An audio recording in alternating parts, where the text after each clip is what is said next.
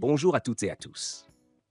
Dans La Tâche, Philip Roth entrelace magistralement le personnel et le politique, démolissant les façades que les individus et les sociétés construisent pour masquer leurs imperfections. Situé dans l'Amérique de la fin des années 1990, une époque marquée par les scandales et les tumultes culturels, le roman suit Coleman Silk, un professeur estimé dont la carrière et la vie sont bouleversées par une accusation de racisme mal interprétée. Alors que le passé caché de Silk se dévoile à travers la prose incisive de Roth, le lecteur est confronté à des questions profondes sur l'identité, la culpabilité et les répercussions imprévisibles de nos secrets et mensonges. La Tâche est une exploration profonde des tâches qui nous marquent tous, certaines cachées, d'autres indélébiles, en faisant un classique moderne captivant qui reste étrangement pertinent dans notre propre ère de jugement et de mécompréhension.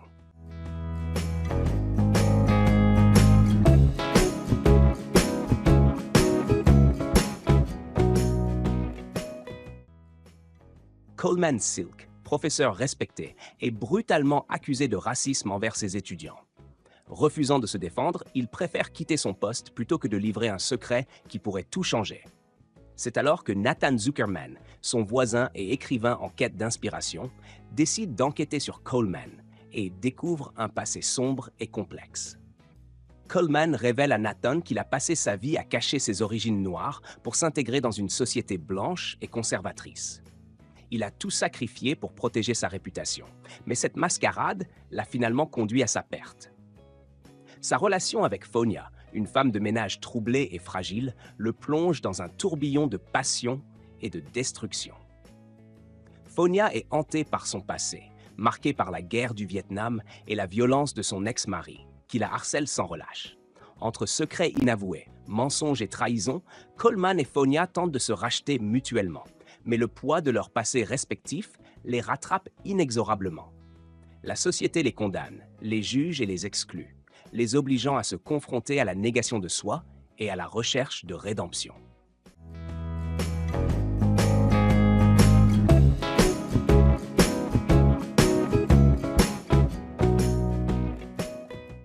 La Tâche de Philip Roth est un roman à la fois brutal et subtil qui aborde des thèmes universels tels que l'identité, la rédemption et la culpabilité.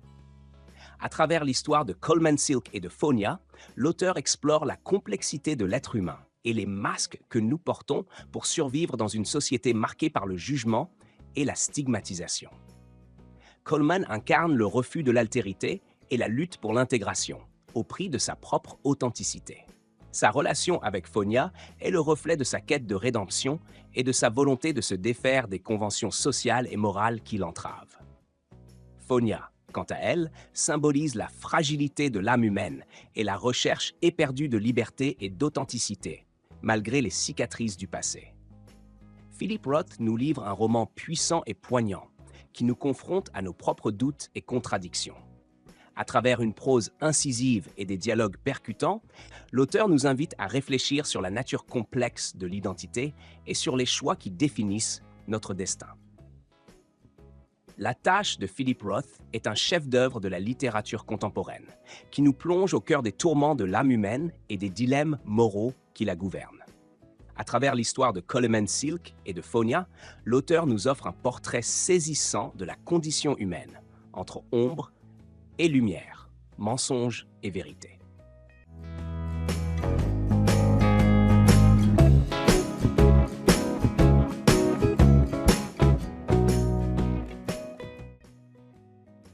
Ce livre est sans doute l'un des plus iconiques de son auteur.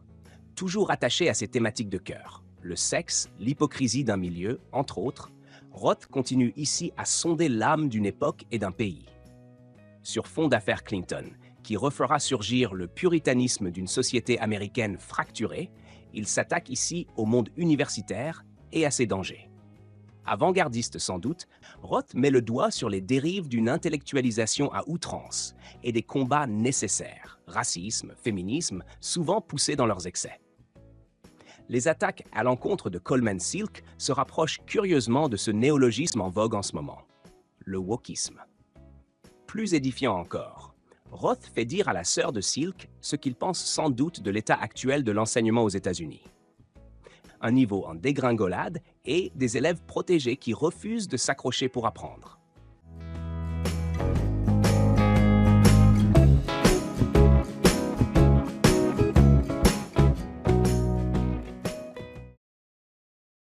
Mais si La Tâche représente sans doute l'un des meilleurs romans de Roth, c'est parce que la critique est partout présente sans pour autant tomber dans un moralisme pompeux. Il dissèque à la perfection l'individualisme à l'américaine, les contradictions d'une société prise entre des comportements humains et des idées qui se veulent vertueuses. À travers l'histoire de Coleman Silk, Roth nous livre une formidable ode à la vie dans ce qu'elle comporte toujours. Des moments de bonheur, voire d'extase, mais également des coups durs et de l'injustice. Sous la plume de Roth, la vie est faite de moments jubilatoires, mais aussi de comportements avilissants. Et ces personnages ne sont jamais jugés, Roth ne faisant que mettre en scène leur histoire. En fin de compte, ce livre est d'une densité rare. Roth dissèque sous nos yeux ces personnages avec une épaisseur psychologique remarquable. Loin de beaucoup de livres construits autour de rebondissements et d'actions en tout genre, il prend le temps de nous faire découvrir une trajectoire de vie construite sur la volonté indéfectible de Coleman Silk d'être libre, peu importe les conséquences parfois tragiques que ses choix engendrent. Un livre brillant d'humanité.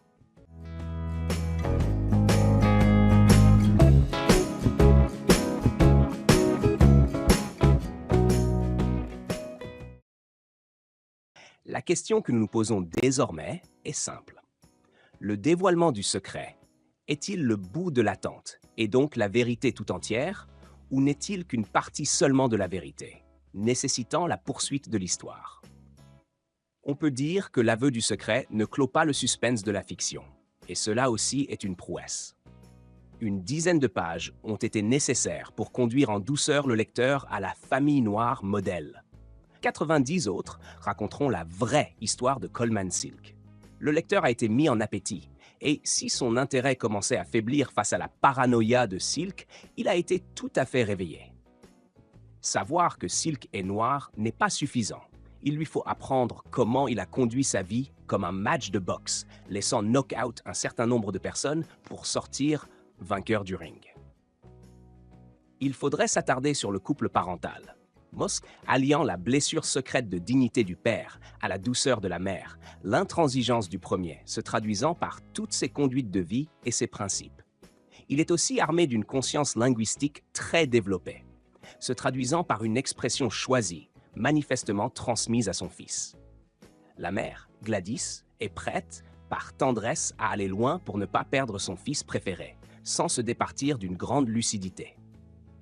Coleman fait différentes expériences du racisme et la narration imagine avec une grande habileté et sympathie, car jamais le narrateur ne nous le rend antipathique, sauf peut-être dans la scène finale avec sa mère, comment il en vient très progressivement à passer la ligne de démarcation entre blanc et noir, aidé par son physique avantageux.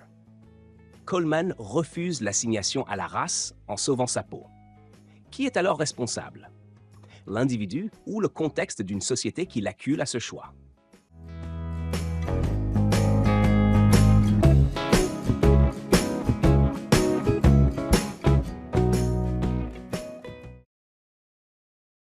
Sur ce chemin du noir au blanc, mais un blanc un peu particulier, le juif, il est largement aidé par son parcours biographique. Ses mentors jouent aussi de ce physique, sur lequel la narration revient à différentes reprises avec insistance, puisque c'est la clef des champs. Coleman se retrouve entraîné à la boxe par Doc Schisner, puis son assistant, acquérant une connaissance du milieu juif qu'il va mettre à profit plus tard. Et lorsque Doc l'emmène combattre pour West Point. Entre la tête que tu as et le fait que tu bosses avec moi, il va te prendre pour un de mes petits gars. Il va penser que tu es juif. Il gagne le match. Ainsi, à West Point même, lieu magique, lieu mythique, au centre de gravité patriotique du pays. C'est la première expérience fondatrice du secret permettant d'échapper au destin de naissance. Mais Coleman n'est pas encore prêt pour le grand saut. Il bénéficie, pour l'heure, des avantages que lui donne son teint clair. Et il est envoyé à Howard, qu'il ne refuse pas car son père l'aurait tué, à coups de mots, par la seule force de la langue anglaise. Les expériences de racisme s'impriment brutalement en lui, et le narrateur poursuit sa chronique du vécu quotidien des Noirs aux États-Unis. À la mort subite du père, Coleman perd son rempart et son frein. Il quitte l'université noire, n'emportant que le désir de son père d'être hors du commun. Il sait qu'il doit désormais écrire seul sa propre histoire. D'abord terrifié, il ressent au bout de 2 semaines une exaltation. Coleman est mûr pour accomplir son nouveau destin, celui qui n'est pas inscrit dans le marbre de l'origine. Il était Coleman, le plus grand des pionniers du moi.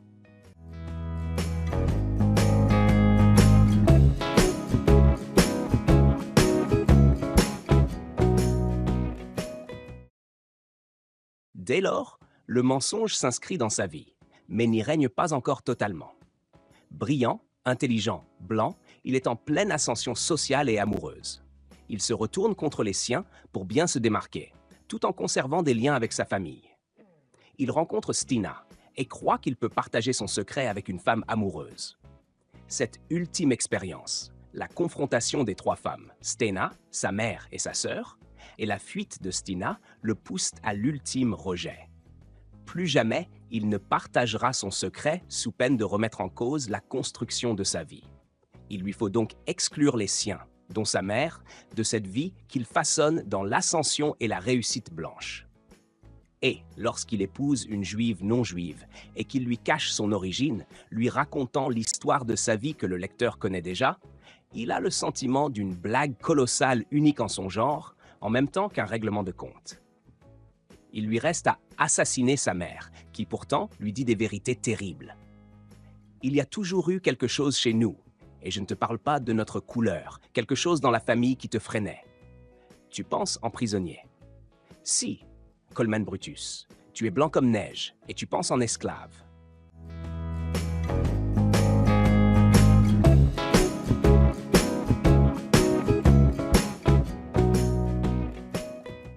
Long discours remarquable de Gladys que Coleman a écouté sans broncher, déterminé à rayer sa famille de la carte de sa vie.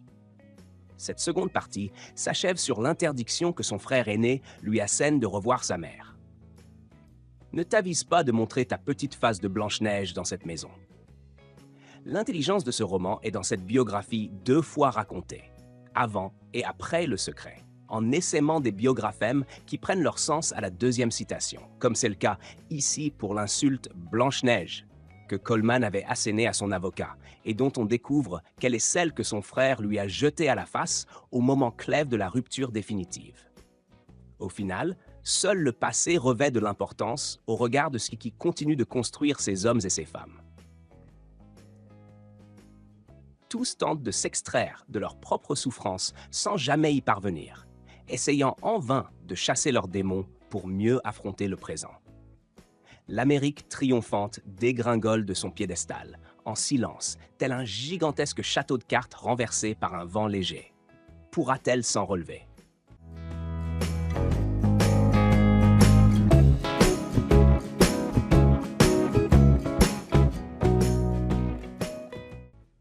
Je vous remercie d'avoir suivi cette vidéo. N'oubliez pas de la partager sur vos réseaux. Abonnez-vous pour m'encourager. Merci encore et à la prochaine vidéo.